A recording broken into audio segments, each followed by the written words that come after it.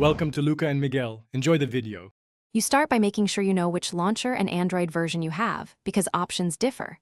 Long press a blank area on the home screen or pinch the screen. That opens the home screen mode. Once done, tap Home Settings or Settings gear. You will see grid, gestures, and transition options. Make a quick backup or screenshot of your current layout so you can revert if needed. This step saves time and explains why choices later will affect app placement and gestures. Now focus on layout. Change grid size to fit more or fewer icons, and adjust icon size to match readability versus density. Tap widgets to add or long press an existing widget to resize or remove it. Some widgets require configuration after placement. Create folders by dragging one app onto another, then name and set folder preview style.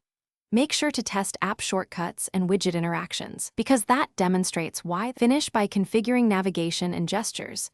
Pick swipe up, home pill, or classic buttons, then test every gesture to confirm it launches the expected action.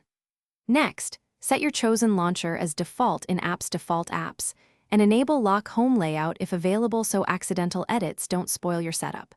If icons disappear or widgets misbehave, clear the launcher app cache or data and restore using your screenshots or backup. That single troubleshooting step often fixes layout and performance.